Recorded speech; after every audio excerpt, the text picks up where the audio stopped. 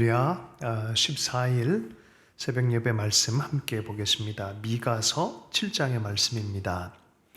기도와 찬양이라는 제목이 잡혀 있는데 본문 요약을 잠시 읽습니다.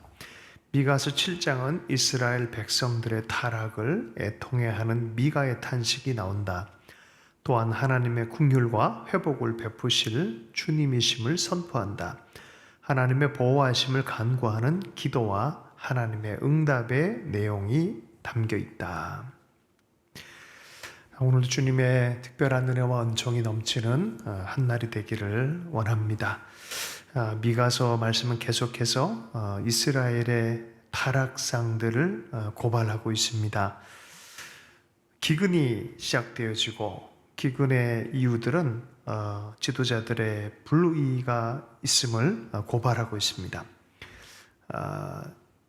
기근은 절망적으로 계속해서 나타나는데 가지만 앙상하게 남은 과일나무와도 같다라고 비유하고, 포도나무에서는 포도알이 하나도 없고 내가 그렇게도 좋아하는 무화과의 열매가 하나도 남지 않고 다 없어졌다라고 그 기근에 대해서 이야기를 합니다. 그 이유에 대해서 이것은 하나님의 사람이 없기 때문에 신실한 사람들, 정직한 사람들, 그런 사람들은 다 사라졌고 다만 사람을 죽이려고 숨어서 기다린 자들, 올가미를 놓는 자들, 우리 3절에 보면 악한 일을 하는 데는 이력이 난 사람들, 이들만 남아있기 때문에 그렇다는 것이죠.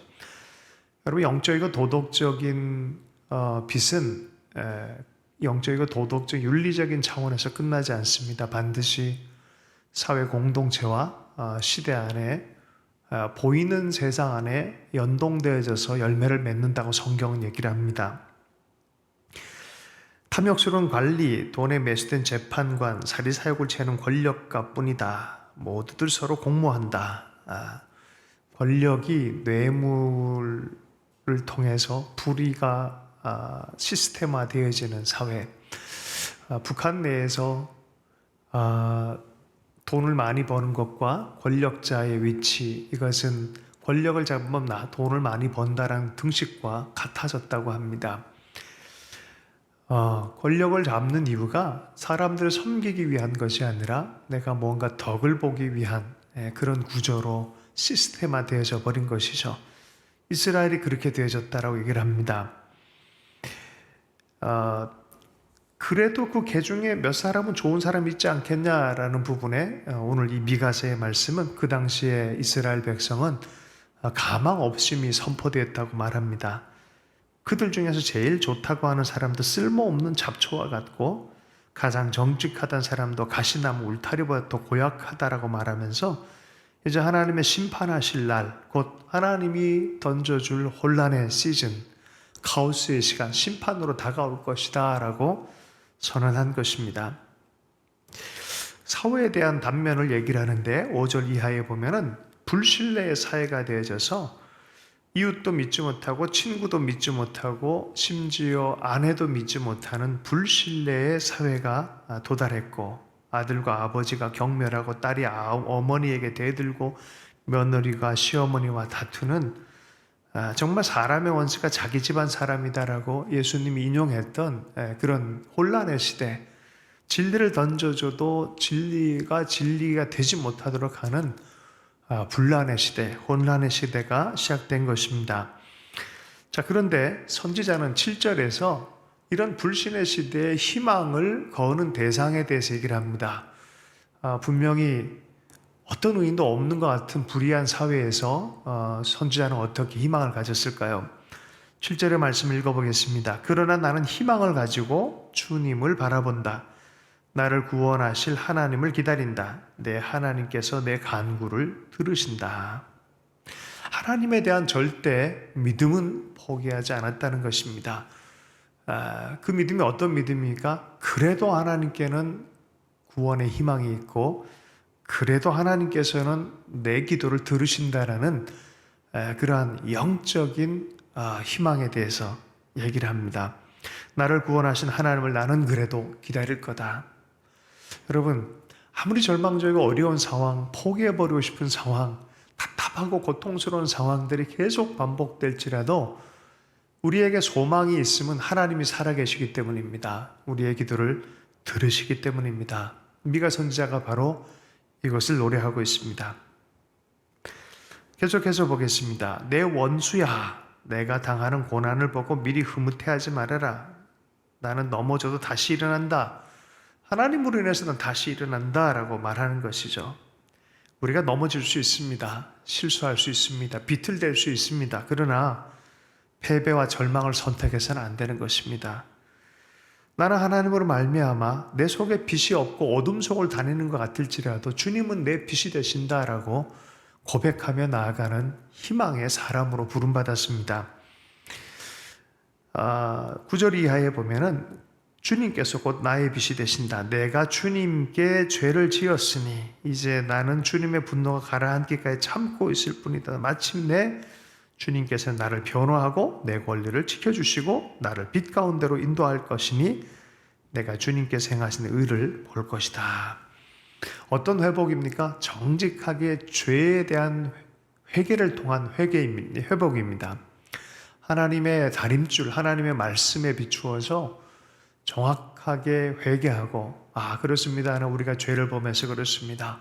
죄에 대한 회개 안에 하나님께서 그 인내의 시간을 통하여 회개의 시간을 통하여 하나님 회복시켜 주실 것을 믿고 또한 하나님의 의로 변호해 주실 것을 믿고 내 권리가 회복될 것을 믿고 믿음으로 말미암아 의가 세워질 것을 믿고 하나님이 나를 나의 빛 안으로 초대할 것을 믿는 것입니다. 내가 주님께서 행하신 의를 볼 것이다 라고 말하는 것이죠. 그렇습니다. 우리 인간적으로 보면 우리 속에서 어떻게 의를 발견할 수 있겠습니까? 그러나 그리스도 안에서 우리를 향한 의를 우리는 발견하도록 부름받은 사람들입니다. 그때 원수는 내가 구원받는 것을 보고 부끄러워할 것이다.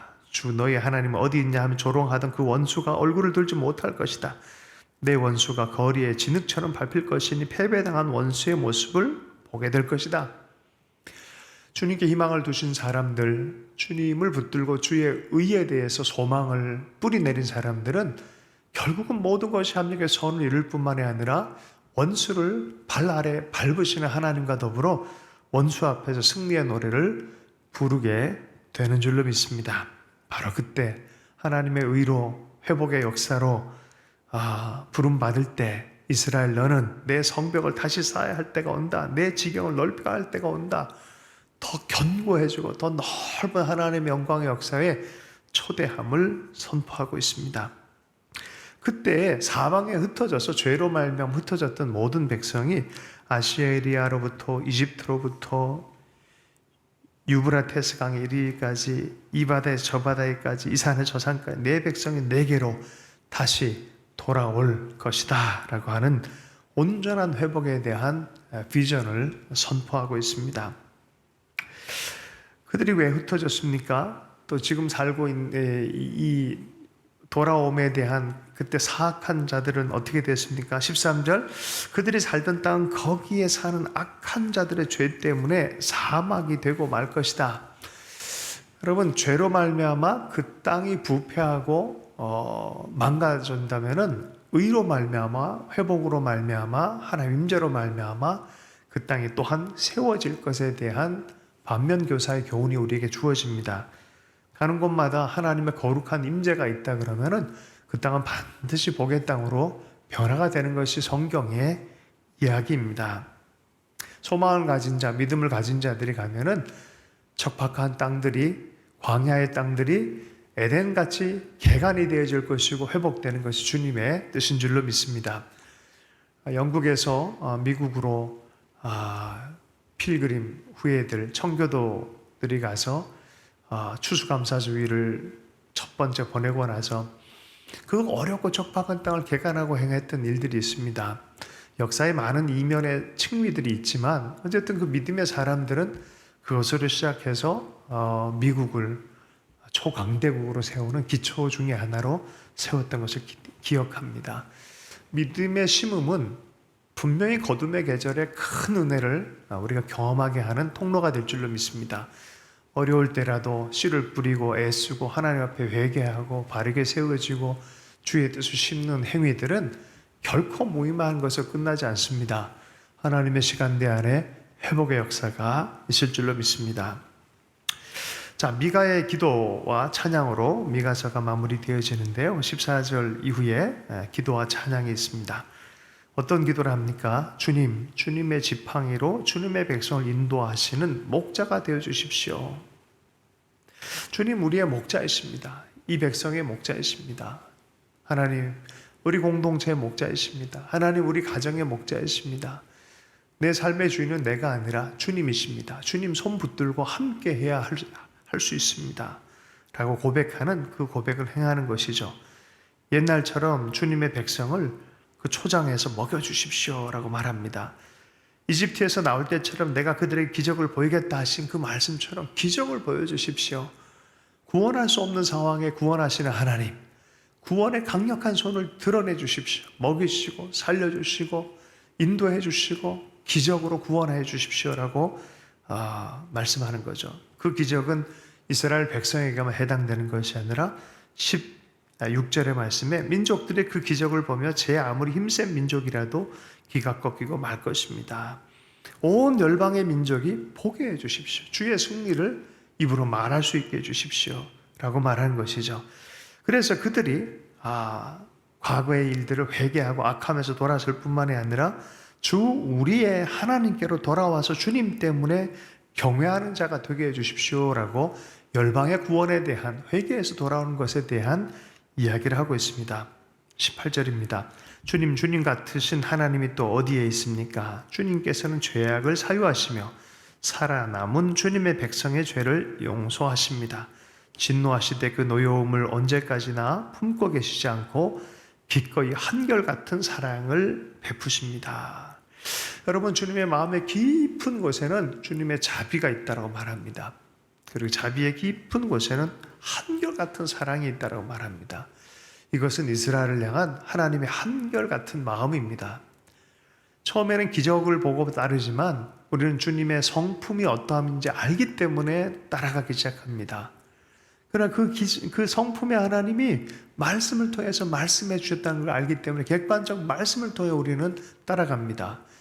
기적을 통해 주님을 갈망하든지 그분을 성품을 신뢰함으로 평생 그분을 신뢰하며 따라가는 그 인격을 신뢰함으로 의뢰하든지 그분의 말씀을 알아서 그분의 뜻을 알아서 그걸 붙들고 가든지 하나님은 믿음의 사람들에게 반응해 주시는 줄로 믿습니다. 19절 말씀입니다. 주님께서 다시 우리에게 자비를 베푸시고 우리의 모든 죄를 주님의 발로 밟아서 저 바다 밑 깊은 곳으로 던지십니다. 죄 용서와 사랑과 성실과 인내. 자, 미가서는 마지막에 이렇게 덧붙이며 말씀이 마무리됩니다. 주님께서는 옛적에 우리의 조상에게 맹세하신 대로 야곱에게 성실을 베푸시며 아브라함에게 인애를 더하여 주십니다. 주님 뒤돌아보니까 하나님 언약의 하나님이십니다. 성실하신 분이십니다. 인자한 사랑으로, 끊임없는 사랑으로 돌보시는 하나님입니다 하고 과거의 선조들이 다 계속해서 언약 붙들고 기도하고 후대를 위해서 기도했던 것을 다시 리콜하고 하나님도 기억해달라고 기도하는 듯합니다. 그리고 이스라엘 자신도 선지자도 그것을 기억하면서 기도합니다. 우리도 하나님의 성실하심과 인애하심을 붙들고 과거를 기억하고 감사하고 끊임없이 그 사랑이 있음을 붙들고 또 하나님 앞에 나오는 하나님과 동행하는 하나님의 사람 될 수 있기를 축복합니다. 주신 말씀 붙들고 기도하겠습니다. 하나님 아버지, 우리의 삶이 여러 가지 기근과 또 불의로 인하여 하나님 앞에 심판의 시간들을 통과했던 이 이스라엘 백성처럼 하나님 우리의 삶이 어려운 가운데 봉착하는 일이 있을지라도 오늘 미가 선지자처럼 하나님으로 소망을 계속 삼을 수 있도록 역사해 주십시오. 우리를 놓지 아니하시고 사랑하시는 하나님의 그 마음에 대한 인격적 신뢰로 계속해서 달려가게 해주시고 하나님 용서하실 뿐만이 아니라 사랑으로 또 회복의 역사, 예전보다 더 놀라운 역사를 일으키실 우리 하나님을 신뢰함으로 간구하며 기도하게 해주십시오. 특별히 삶 안에 눈물의 골짜기를 지나는 자들이 있습니까? 어려움의 시간들을 통과하는 지체들이 있습니까? 혹 하나님의 말씀을 붙잡지 않아서 넘어진 자들이 있습니까?